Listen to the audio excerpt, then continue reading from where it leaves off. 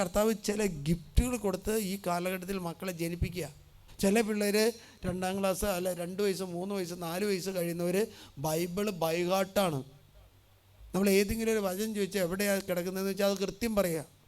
അത് ഗിഫ്റ്റാണ്, പരിശുദ്ധാത്മാവിൻ്റെ ഗിഫ്റ്റാണ്. അല്ലേരിയ ചില കുട്ടികൾ എന്താ പറയുക 3 വയസ്സാകുമ്പോഴേക്കും ബൈബിളിലെ എല്ലാ പുസ്തകങ്ങളും കാണാതെ പാട്ട് പാടുക. അല്ലേ, നിങ്ങൾ കേട്ടിട്ടില്ലേ?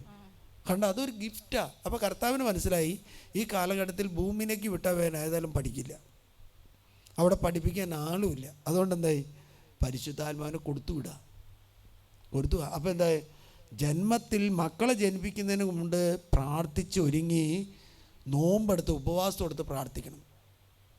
കാരണം അതിലൂടെയാണ് മക്കൾക്ക് കൃപകളും വരങ്ങളും ദാനങ്ങളും കിട്ടുന്നത്. ഭൂമിയിലേക്ക് ജനിച്ചിട്ടില്ല, അമ്മയുടെ ഉദരത്തിൽ വെച്ച് അമ്മ എത്രമാത്രം വചനം ശാംശീകരിക്കുന്നു, എത്രമാത്രം വചനം ഭക്ഷിക്കുന്നു, അതിനനുസരിച്ചാണ് മക്കളിലേക്ക് വചനത്തിൻ്റെ അഭിഷേകം എന്ന് പറയും.